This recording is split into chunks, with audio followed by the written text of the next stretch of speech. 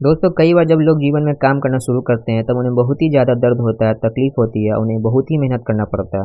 ये बात उन्हें बर्दाश्त नहीं हो पाती है और उनका शरीर भी जवाब देने लगता है और उस काम को छोड़ कर किसी और नई तरीके से सफल होने का प्रयास करने लगते हैं। याद रखिए दोस्तों, इस प्रकार से कोई व्यक्ति जीवन में आज तक सफल नहीं हो पाता। याद रखिए कि सफलता का मार्ग मेहनत, दर्द, तकलीफ से लड़कर गुजरना है और आपको ये सहना भी पड़ेगा, इसलिए आप हमेशा तैयार रहिए।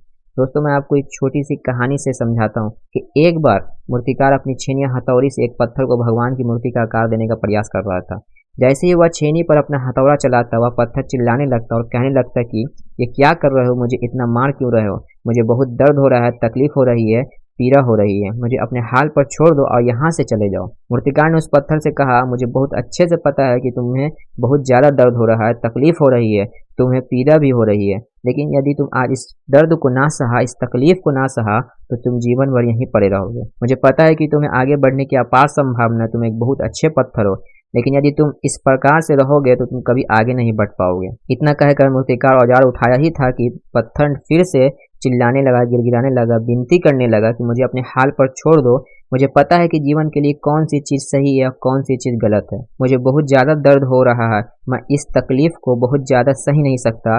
जिस हाल में हो मुझे उस हाल में छोड़ दो, तुम यहाँ से चले जाओ। उस मूर्तिकार ने फिर से उस पत्थर को समझाने की कोशिश की, ज़्यादा आधिर मत बनो और अपने सब्र को बनाए रखो। थोड़ी देर और दर्द को सहो, यदि इस दर्द को सह लिया तो मैं तुम्हें भगवान की मूर्ति के रूप में तुम्हारी स्थापना करूंगा और फिर दूर दूर से लोग तुम्हारी पूजा करने के लिए आएंगे और पंडित लोग भी तुम्हारी सेवा करेंगे। लेकिन पत्थर ने उस मूर्तिकार की एक भी बात ना मानी, वह चिल्लाता रहा, अपनी बात पर अड़ा रहा। मूर्तिकार ने उस पत्थर को समझाने की बहुत कोशिश की, लेकिन वह पत्थर नहीं माना। अब मूर्तिकार भी थक चुका था और वह उस पत्थर को छोड़कर आगे बढ़ गया और थोड़ी ही देर जाकर देखा कि एक और अच्छी पत्थर वहां पड़ा हुआ है। उसने छेनी हथौड़ी उठाई और उस पत्थर को मूर्ति बनाने के लिए तैयार हो गया। मूर्तिकार ने छेनी या हथौड़ी का बार दूसरे पत्थर पर जारी रखा। दूसरे पत्थर को भी दर्द हुआ, तकलीफ हुई, लेकिन उस पत्थर ने बर्दाश्त किया और देखते ही देखते थोड़ी देर बाद उस पत्थर को भगवान की मूर्ति का रूप धारण कर लिया। थोड़ी दिन बाद उस मूर्ति की एक मंदिर में स्थापना हो गई। धीरे धीरे करके लोग वहां पूजा पाठ करने आने लगे।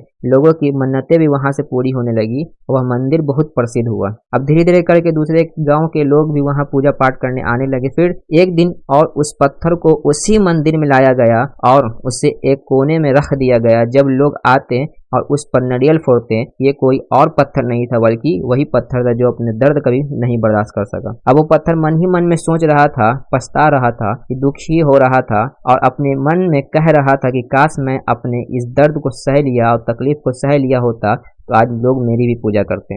इसलिए आप भी अपने जीवन में हमेशा याद रखिए कि जब भी आप अपने कैरियर की शुरुआत में किसी काम को कर रहे हैं या पढ़ाई कर रहे हैं या कोई और काम कर रहे हैं और इसमें आपको दर्द हो रही है, तकलीफ हो रही है, ज़्यादा मेहनत करना पड़ रहा है, तो आप रुकिए मत, किसी और रास्ते की शुरुआत मत कीजिए, क्योंकि कोई और रास्ता आपको सफलता नहीं दे सकता और आपको उस दर्द को, तकलीफ को सहना ही होगा और उस दर्द को, तकलीफ को सह कर आप ज़्यादा मजबूत बनेंगे और तभी आप अपने जीवन में आगे बढ़ पाएंगे। और जीवन में हमेशा याद रखिए कि आप पहले पत्थर की तरह नहीं बल्कि दूसरे पत्थर की तरह बनिए।